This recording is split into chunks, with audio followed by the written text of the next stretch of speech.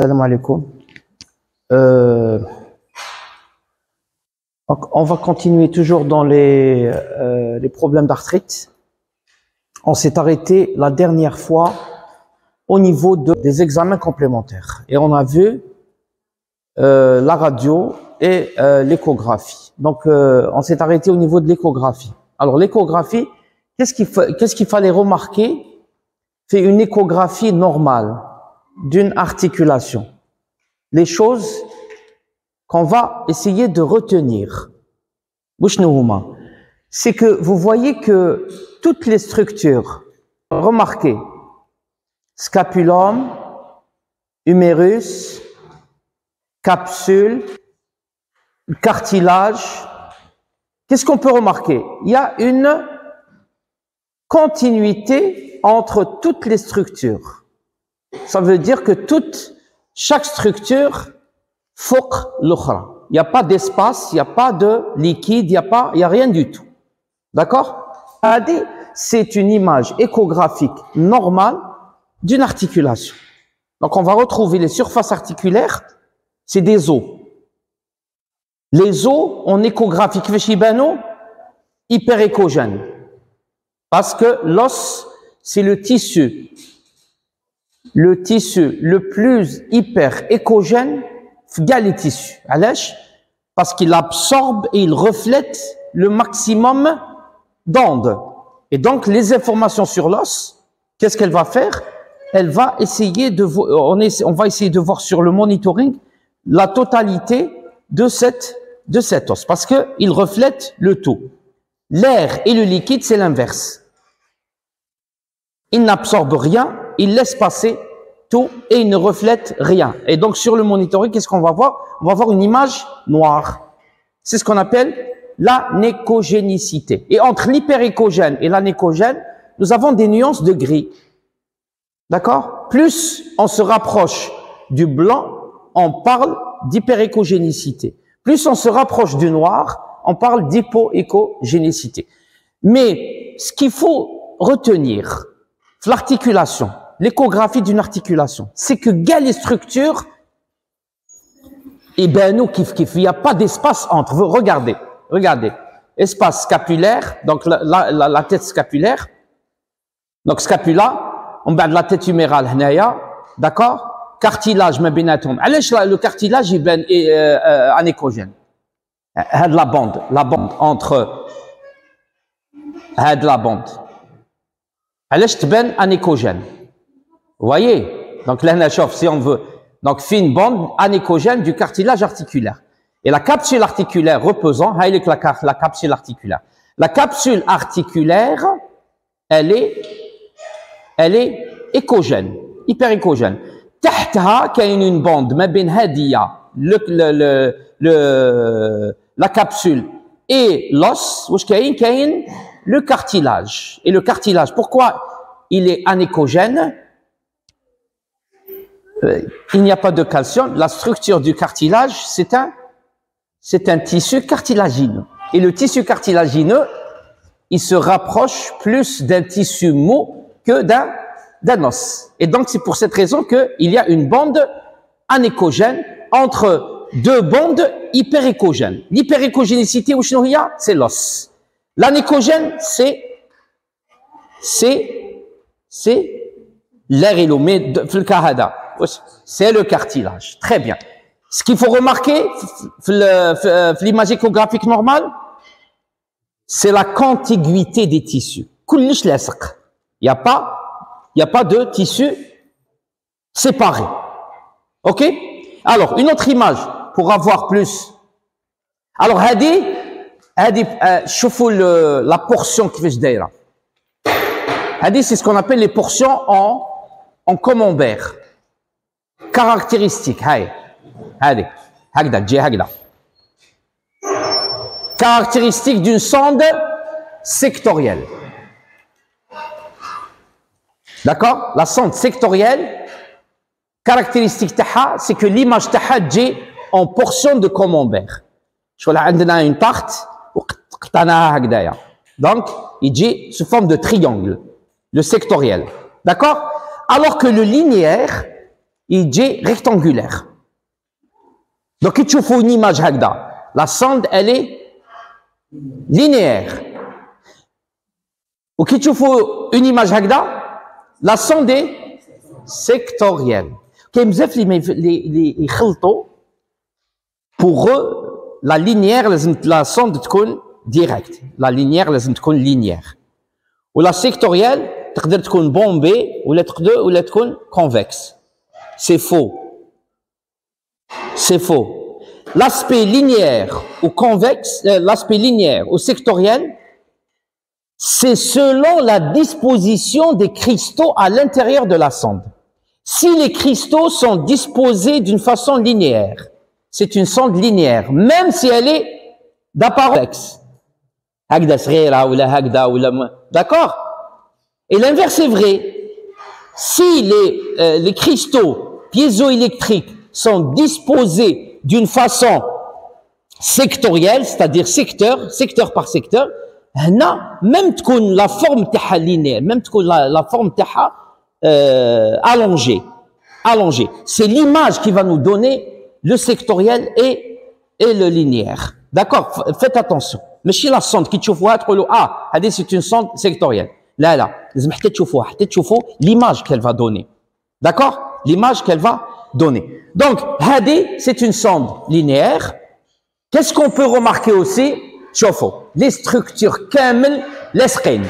شوف l'humérus, radius, d'accord? شوف il n'y a pas d'espace entre eux, ما كاش. Tout est la contiguïté ما بيناتهم, elle est très étroite. D'accord? Donc هذه اللي لازم تشدوها في l'image échographique. Lorsque vous faites une échographie de l'articulation, normalement, toutes les structures, لاصقين في بعضهم. Il n'y a pas de séparation. Il n'y a pas de séparation. D'accord? Il n'y a pas de séparation. Alors, maintenant, on va essayer de voir هذه واش رايكم؟ Bon, c'est quelle articulation déjà? Hein? C'est quelle articulation? كيفاش عارف بلي سي الكود؟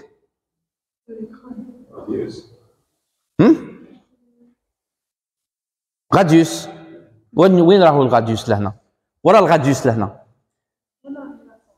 هاي لا sonde تاعنا. Alors c'est une sonde linéaire ou sectorielle? Linéaire, pourtant elle est convexe. ردوا بالكم. شفتوا؟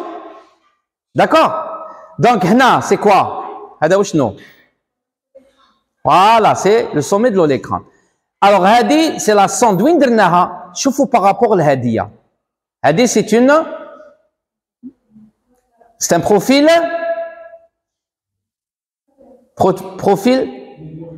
face latérale. هذا c'est une face crâniale. La face crâniale, latérale, médiale, caudale. ايش فاو؟ crâniale, caudale, latérale, médiale. ومن بعد يجيو هادو لي 90. ومن بعد يجيو لي الزوايا.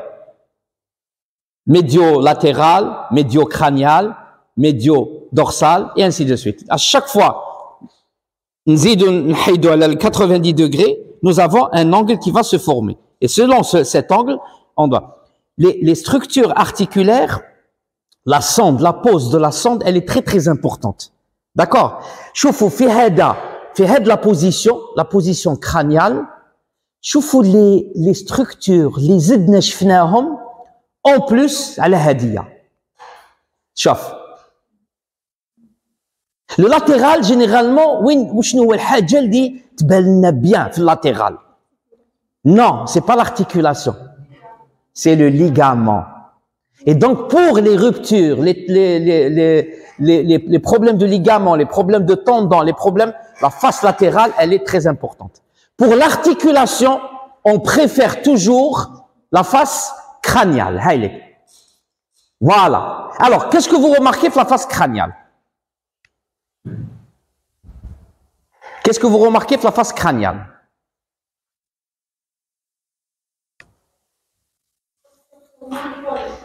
Les structures ne sont pas adjacentes. كيفاش عرفتيها؟ Bon, نبداو بالmuscle, هاو le muscle الفوقاني. D'accord? Ça c'est le muscle extenseur radial du carpe. D'accord? OK? من بعد واش عندنا؟ الMF, le fascia lata تاعو تاع المسكل. D'accord? ومن بعد le C هذا وشنو؟ Capsule articulaire. Remarquez déjà qu'est-ce qu'on peut remarquer la capsule articulaire par rapport à l'hadiya. شوفوا la capsule articulaire هنايا. هنا هاي لك. شوف la capsule articulaire هنايا. L'écogénicité تاعها زادت ولا نقصت؟ هنا. Elle est devenue hyper écogène. Et donc, c'est une capsule articulaire qui est atteinte de processus inflammatoires. Parce que l'inflammation va augmenter la densité du tissu. Et lorsque la densité du tissu va augmenter, il y absorbe et il reflète plus de rayons. Et donc, ça donne un éclat plus important. Déjà, la première remarque qu'il faut remarquer. Donc, la capsule articulaire, elle est plus écogène, hyper écogène par rapport à la normale.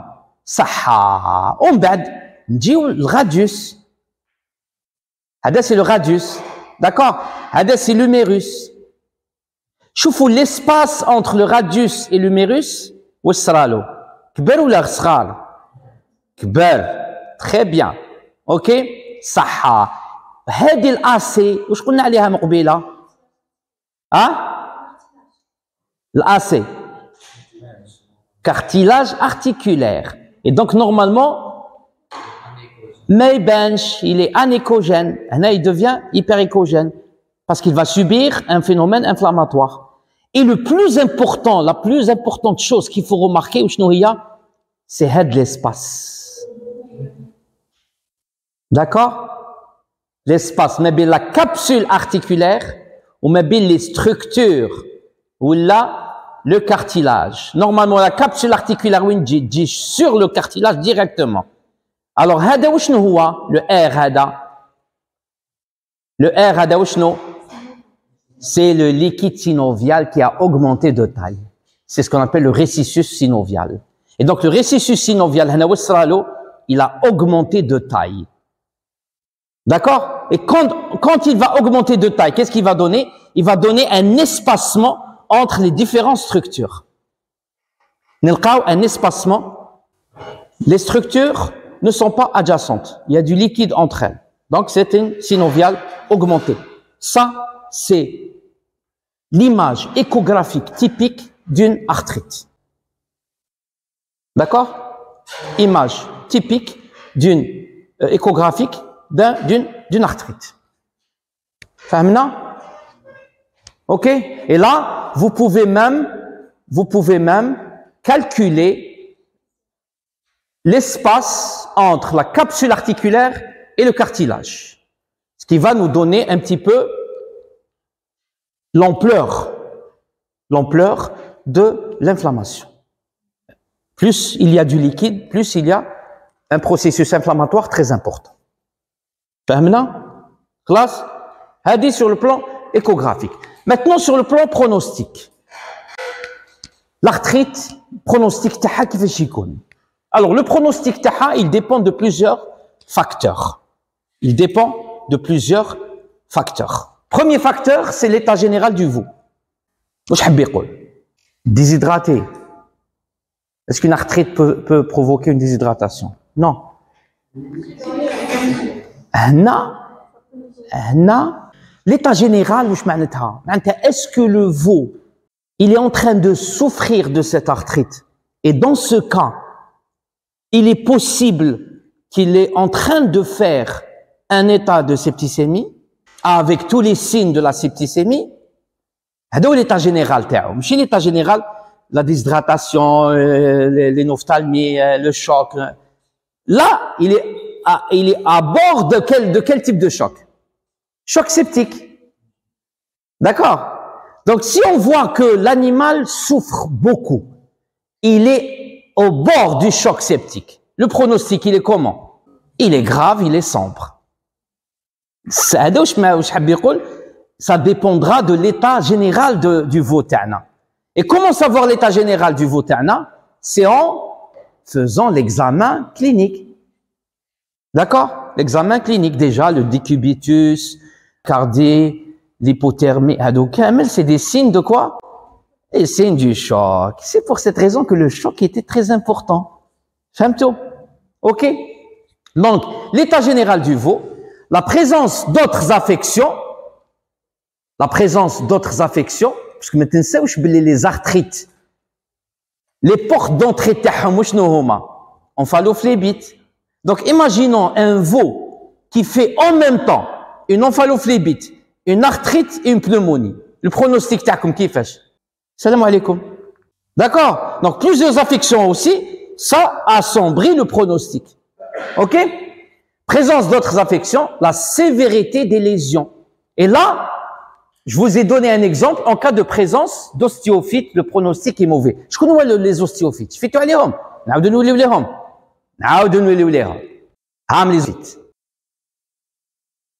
D'accord? Alors, pourquoi la présence d'ostéophytes assombrit le pronostic? Aïe, pourquoi? Pronostic est mauvais. Allège, lors d'ostéophytes. Parce que c'est passage à la chronicité. Et tout ce qui est chronique, il est très difficile à gérer. D'accord? Donc, les ostéophytes, c'est un signal de chronicité. Et donc, automatiquement, si il y a présence d'ostéophytes, le pronostic va être mauvais et il va s'assombrir. D'accord? Donc, naoudo dépend de plusieurs facteurs. Premier facteur, c'est l'état général du veau. Deuxièmement, la présence d'autres affections. Troisièmement, la sévérité des lésions. Exemple, en cas de présence d'ostéophytes, le pronostic est mauvais. Et aussi de l'articulation touchée. L'articulation touchée. Il est mauvais si c'est le jarret, le grasset, l'épaule, le coude ou la hanche. Allège, parce que ce sont des articulations très mobiles et l'animal a besoin de toutes ces articulations. En cas d'une atteinte du grasset, l'animal ne peut même pas se déplacer, ne peut même pas se relever. Lors d'une atteinte de l'épaule, là, c'est des articulations très très importantes pour l'animal. D'accord? C'est des articulations très très importantes pour l'animal. Malheureusement, ce sont ces articulations qui sont fréquemment touchées. D'accord? Fréquemment touchées. Bien sûr, lors de polyarthrite, le pronostic, il devient tanné sombre. Parce qu'il y a plusieurs articulations qui sont touchées. Et donc, c'est un signe de quoi? C'est un signe d'origine hématogène. Origine hématogène. Voilà. Donc, on passe maintenant au traitement. Comment traiter une articulation? Comment traiter une articulation? Donc, les objectifs le traitement, c'est quoi? Premièrement, gérer la douleur. Gérer la douleur. Deuxièmement, contrôler l'infection et l'inflammation. Troisièmement, éliminer le liquide anormal. Et quatrièmement, rétablir la fonction articulaire. Hadouhuma, les objectifs le traitement ta'na. Comment on doit gérer la douleur? Par quoi? Par l'utilisation des antalgiques et les anti-inflammatoires. Alors, dans ce cas, qui a une niqash à chaque fois est-ce qu'on doit utiliser des anti-inflammatoires non stéroïdiens ou des anti-inflammatoires stéroïdiens? Est-ce qu'on doit utiliser la voie générale ou la voie locale? La voie générale, est-ce qu'il faut utiliser la voie intraveineuse ou la voie intramusculaire? هادوما نقاشات اللي يقدروا يصراو.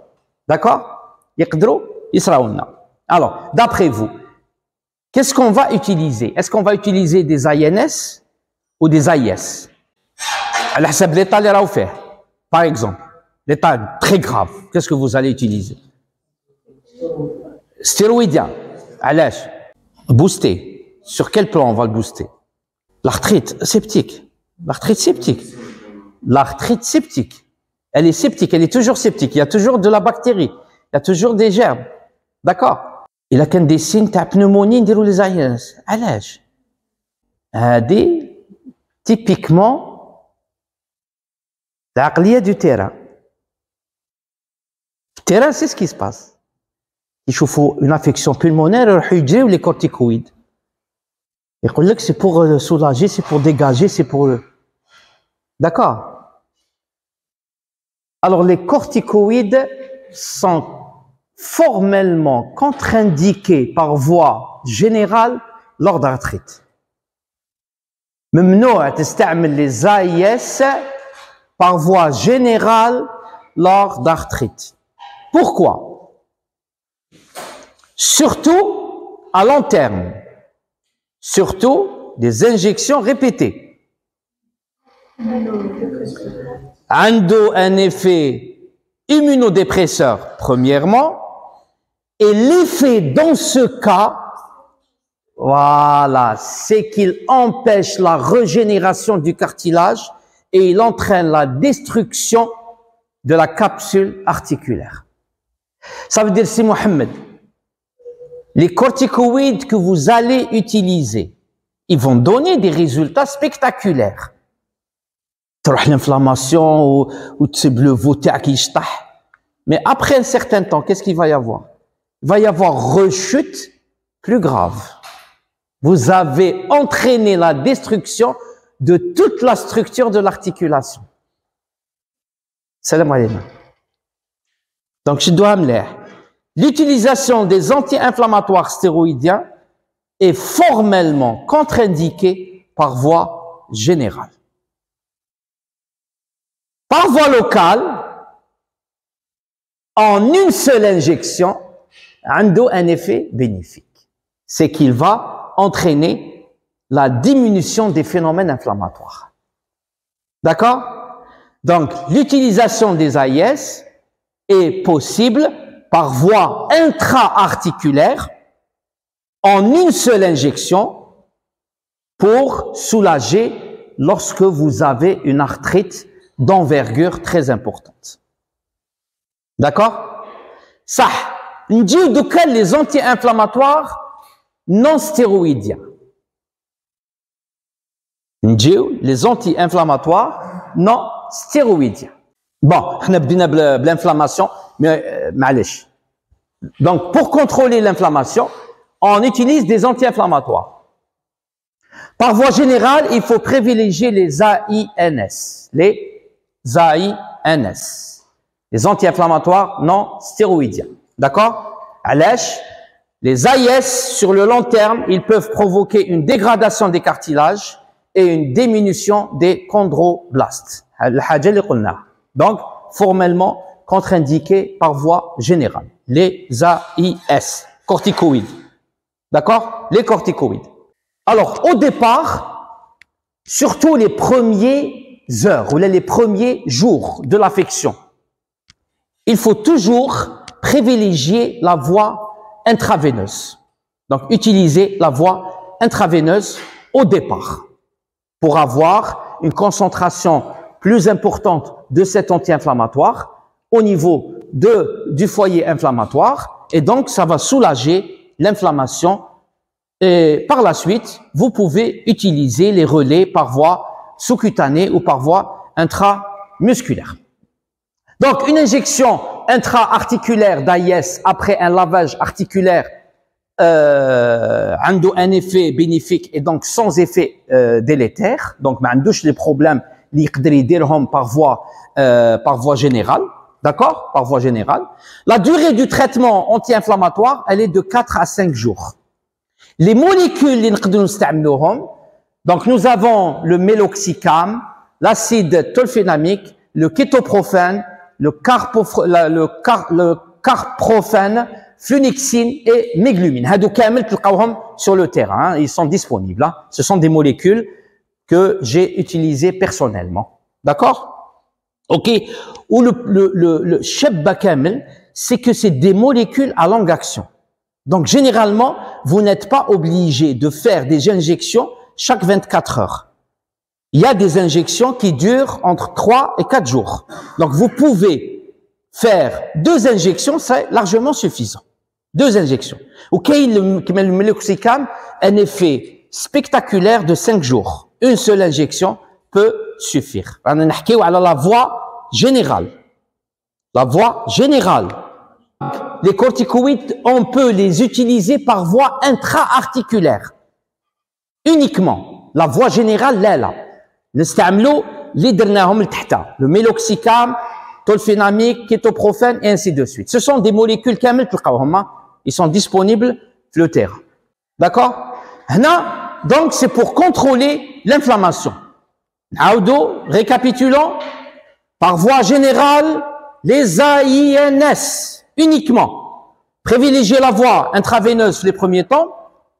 D'accord? Pas la peine de refaire des injections parce que c'est des molécules à longue action. 2 injections sont largement suffisantes. En intra-articulaire, en une seule injection, utiliser les AIS, les anti-inflammatoires stéroïdiens, les corticoïdes, par voie intra-articulaire. D'accord? Après un lavage articulaire. Donc, il faut que je fasse le lavage articulaire. Quelle est la technique du lavage articulaire? Ça, le contrôle de l'infection. Le contrôle de l'infection.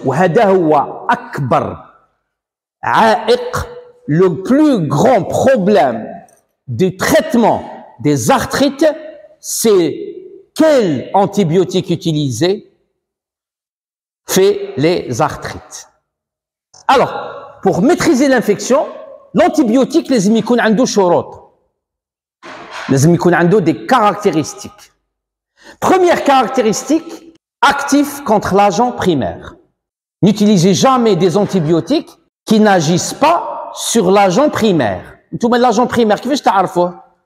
L'antibiogramme. الخدمة شابة كامل c'est traitement antibiotique après antibiogramme. Prélèvement. Je te le prélèvement avec les derniers pour avoir la coloration, la turbidité. On l'envoie pour antibiogramme. Il le germe ou il le Entre-temps, on peut utiliser un antibiotique à large spectre. Ça serait mieux d'avoir l'agent essentiel et de le cibler. C'est magnifique. يا مسيو رانا في الجزائر والغورال ما عندناش لي لابو كيفاش نديرو شفيتو على الحكايه الاولى اللي حكيناها وشنو هي سي لي زاجون لي بلوس rencontrés lors des arthrites هذا ما كان نشوفوا لي زاجون les plus rencontrés ونشوفوا la sensibilité تاع les antibiotiques par rapport à ces agents. Tropirella, mycoplasme, كاع اللي شفناهم في les agents étiologiques. D'accord? هما شحال كاين 4 ولا 5. OK? Escherichia coli, ainsi de suite. OK? من بعد, qu'est-ce qu'on va essayer de voir? On va essayer de cibler cliniquement l'agent causal. كيفاش نعرفوا باللي l'arthrite est due à Escherichia coli? À une diarrhée néonatale. Associé à une diarrhée néonatale. Donc, il y a l'association des deux, on est plus sûr d'avoir une arthrite à Escherichia coli qu'une autre bactérie. Mycoplasme. Très bien, les 4. Otite, arthrite, pneumonie, conjonctivite. Mycoplasme, donc on va cibler les mycoplasmoses. Et donc l'antibiotique qui va agir sur la mycoplasmose. D'accord? Un autre exemple, une arthrite chez l'adulte. Et on va suspecter Tropirella pyogène. واش نصيبو؟ ماشي لا تيت بودال مازال. Tropirella. Les métrites et les mammites, très bien. Les métrites et les mammites. Et donc on est sûr qu'on est devant un cas d'arthrite à Tropirella. ايش Fusobacterium necrophorum atteinte podale. شفتوا كيفاش on est un petit peu ciblé. D'accord? On est un petit peu orienté vers l'agent causal. Ok?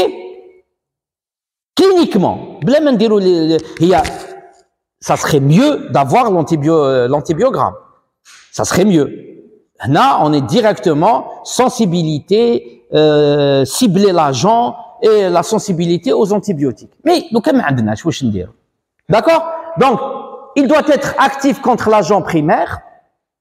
Donc, n'utilisez jamais des antibiotiques qui ne sont pas d'action sur les germes hadomas.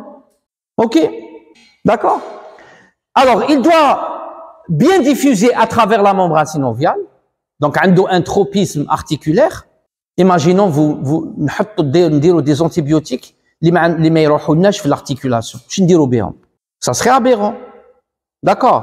Quand, par exemple, un tropisme rénal, comme les sulfamides ou les frotrimes ou là. D'accord? Nous savons sûrement que mais ils accrochent les articulations. Pourquoi les utiliser? D'accord? Donc, bien diffusé à travers la membrane synoviale, efficace en milieu acide. علاش l'antibiotique qu'on doit utiliser, il doit être actif en milieu acide. Parce que les bactéries, يعودوا يخدموا le milieu على حسابهم. Et donc, ils vont donner une acidification du milieu. Quand on va donner des antibiotiques qui sont détruits, ils sont inactivés par l'acidité. D'accord? Et actifs en présence de débris nécrotiques. Les débris nécrotiques, le processus inflammatoire. Le plus grand débris nécrotique, c'est le pus. On doit avoir des antibiotiques qui agissent même en présence de pus. هذا هو. Donc, اللي عنده هاد المؤشرات اللي عنده هاد les caractéristiques مرحبا به. ما عندوش on va pas l'utiliser. خلاص صح. هذا علميا شيخ. هيا ادخلنا شويه في لابراتيك دوكا. واشنو هما لي زونتيبيوتيك؟ هيا خلاص خليونا من هاد الحكايات. هيا واشنو هما لي زونتيبيوتيك كون بو utiliser. فهمتكم وجدت لكم لي زونتيبيوتيك. Privilégier la voie générale IV surtout les premiers jours, c'est le même cas que les anti-inflammatoires. Par voie locale, faire attention à la tolérance locale. Donc, l'injection intra-articulaire d'antibiotiques est possible. Bessah, on doit impérativement savoir si cet antibiotique, il peut s'injecter sans faire des dégâts au niveau articulaire. Le plus grand problème, c'est que actuellement, il n'y a pas d'antibiotiques destinés essentiellement à la voie intra-articulaire. Donc, qu'est-ce qu'on utilise? On utilise des antibiotiques qui sont utilisés par la voie intra-systémique, soit intraveineuse, soit intramusculaire. Mais, attention, il y a certains antibiotiques qui sont irritants pour l'articulation. Notez comme un exemple. Les tétracyclines. On a shift l'adha ou l'amr des praticiens qui utilisent les tétracyclines injectables pour le traitement des conjonctivites et pour le traitement des kératoconjonctivites infectieuses. يحكم لك يجبد لك l'antibiotique tétracycline directement من الفلاكون ويدير des gouttes. يقول لك راني تريتيتها بالتيتراسيكلين. 3 jours après تجي تلقى العين هكذا منفخه avec une kératite, زاد la kératite ودخلت même la bioémie في الوسط. La غالب. Ça s'est dégradé.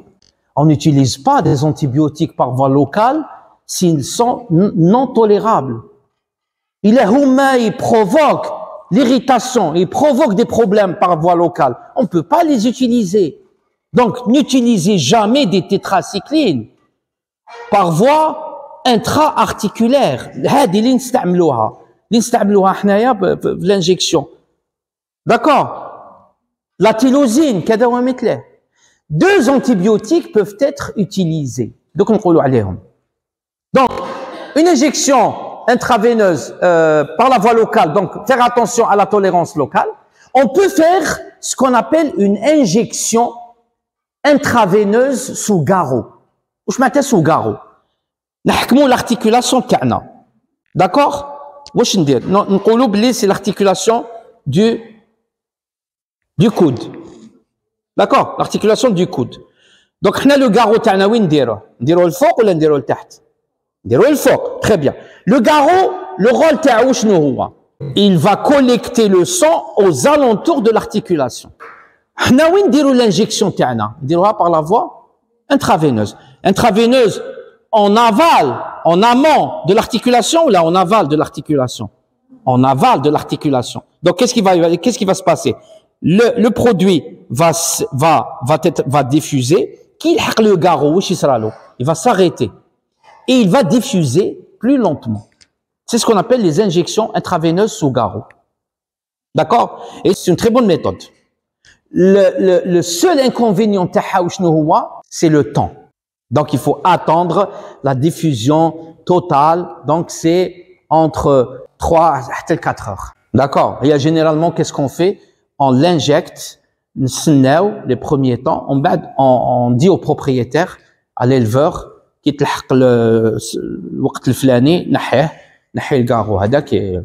le deuxième problème, c'est que le garrot peut ne pas être hermétique. Et on va avoir un effet systémique, injecté un effet systémique. On a un effet local. D'accord? Un effet local. D'accord? On a les deux inconvénients. Donc, le timing, le temps et l'effet hermétique du garrot. Qui me couche bien hermétique, automatiquement, qu'est-ce qu'il va y avoir? Diffusion de ce produit et comme si on l'a utilisé par la voie intraveineuse. Bien sûr, la technique, elle peut être utilisée uniquement lors de monoarthrite. Polyarthrite, on va pas s'amuser, les articulations des garrot. D'accord? Donc, pour la polyarthrite, la voie générale, c'est la meilleure. Alors, tenez-vous bien. La durée du traitement antibiotique, elle est entre 2 et 3 semaines. Même si vous remarquez que les phénomènes inflammatoires rahou. Parce que l'antibiotique que vous allez utiliser, c'est pas pour l'inflammation, c'est pour les germes. On a remarqué que 1 semaine, 2 semaines après la disparition de l'inflammation, les germes yaqadou. Et ils vont donner quoi? Ils vont donner un récidive. Un récidive que vous n'allez plus être capable de traiter. Parce que les germes, ils vont être résistants à l'antibiotique que vous avez utilisé. Alors, dit que les éleveurs, c'est traité l'eau, on bat 2-3 jours, le veau تاعو هايل يولي ناشط يشطح bien قدامنا تتحبس خلاص 3-4 jours après il vous appelle articulation منفخة hyperthermie salam alayna. Donc les injections d'antibiotiques, elles doivent être soutenues 2 à 3 semaines. نقدر نقول لكم بلي نلحقوا حتى 4 semaines اللي هي 1 mois. D'accord? Donc faites attention. Continuez minimum 2 à 3 semaines après la disparition des symptômes. Au دركا لحقنا les antibiotiques qu'on peut utiliser.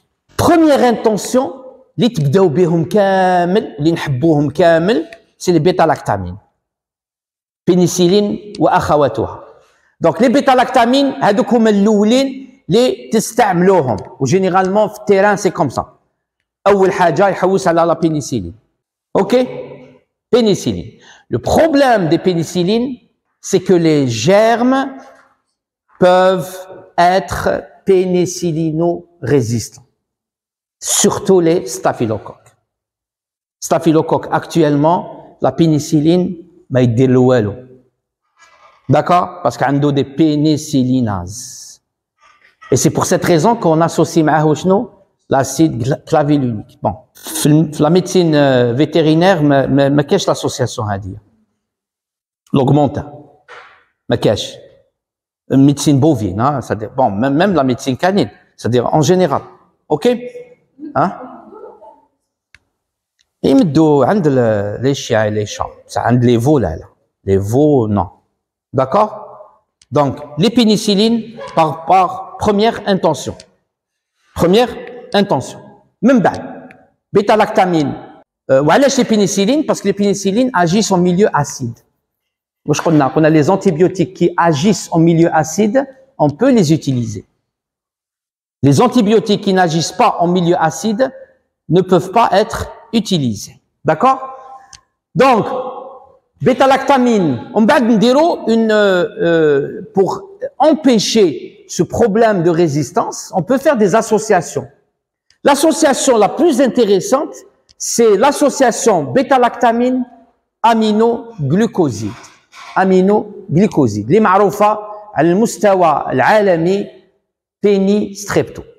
بينيسيلين ستريبتوميسين اللي يحبوها كامل لي فيترينار أول حاجة يحوسوا عليها في الجروسيست. Ok, donc pénistrepto, l'association de pénicilline et d'aminoglycoside.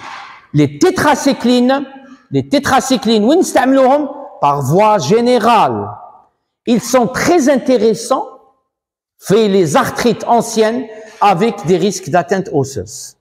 Les tétracyclines, par voie générale, mais par voie locale.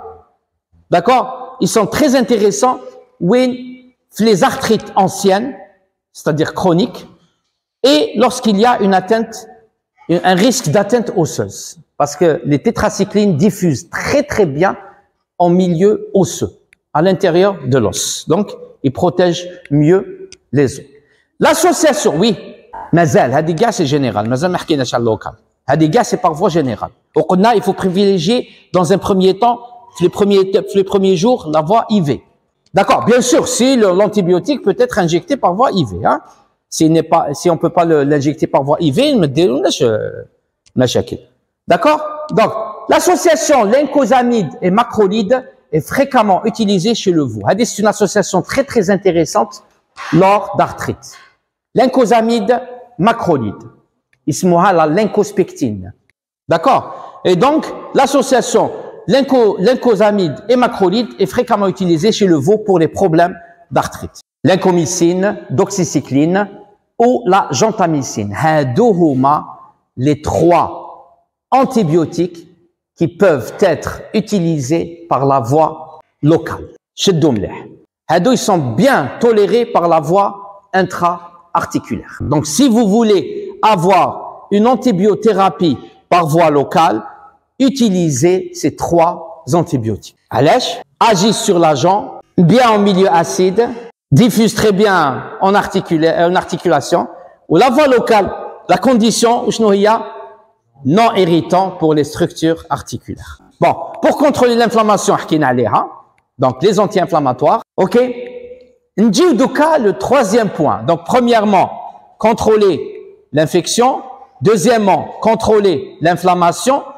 Troisièmement, éliminer le liquide anormal. Alors, il faut éliminer le liquide anormal. Le liquide, les khardjna fait l'arthrite, alors il faut l'éliminer. Il faut s'en débarrasser. Alors, premièrement, diminuer la charge des germes. Deuxièmement, soulager l'animal et décomprimer l'articulation. Troisièmement, enlever les débris de l'inflammation. Parce que hadouk, ils vont gêner la circulation à l'intérieur de l'articulation.